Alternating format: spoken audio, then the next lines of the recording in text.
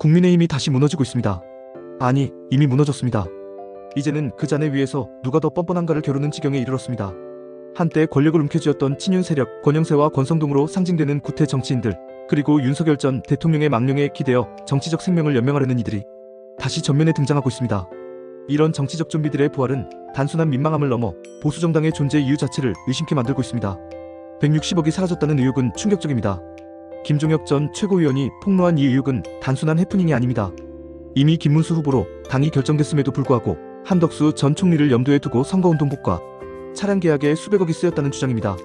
권영세 전 비대위원장은 이를 허위사실이라며 고발 운운하고 있지만 문제의 본질은 다릅니다.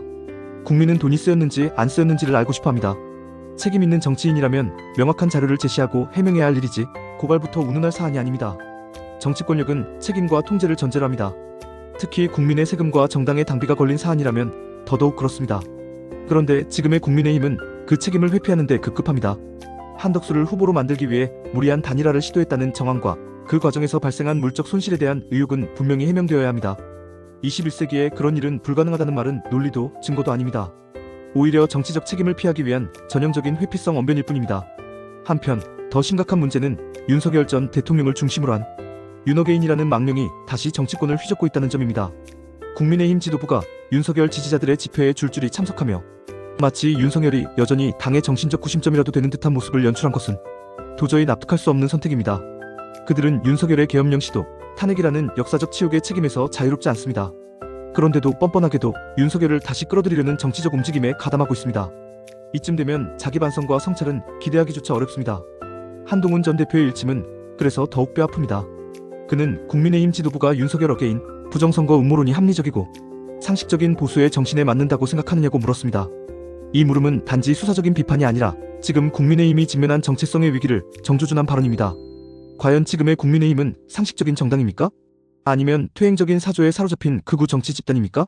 김문수 후보는 여전히 사과는 충분했다며 과거의 과오에 대해 선긋기를 시도하고 있고, 장동혁 의원은 윤석열 지지자들을 불러 모아 언제까지 사과만 할 것이냐고 목소리를 높이고 있습니다. 그들의 논리는 간단합니다. 사과하지 말고 반성하지 말고 그냥 옛날 방식으로 밀어붙이자는 것입니다. 그런데 그 옛날 방식이 어떤 결과를 초래했습니까? 바로 대선 패배입니다. 바로 국민의 분노와 실망입니다. 바로 지금의 지지율 20% 미만이라는 현실입니다. 이런 정당이 살아남을 수 있을까요? 국민은 대답했습니다. 지지율은 떨어지고 청년층의 이탈은 심화되고 있으며 지역 기반마저 무너지고 있습니다. 이 와중에 이재명 대통령과 더불어민주당은 비상식적인 인사 강행을 이어가고 있음에도 지지율은 고공행진을 이어가고 있습니다.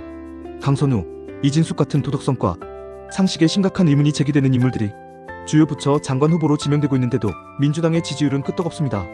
왜일까요? 그 이유는 간단합니다. 국민의힘이 대안이 아니기 때문입니다.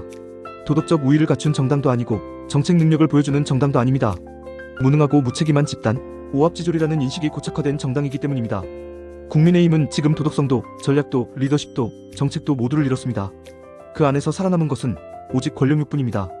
그것이 쌍권으로 불리는 권영세권 성동의 부활이고 윤어게인이라는 망령의 재소환입니다. 이제 국민의힘은 선택의 기로에 서 있습니다. 더 이상 국민의 인내심을 시험하지 마십시오. 더 이상 윤석열의 그림자에서 정치하지 마십시오. 더 이상 계파 정치, 정치적 꼼수, 권력 누름으로 국민을 우롱하지 마십시오.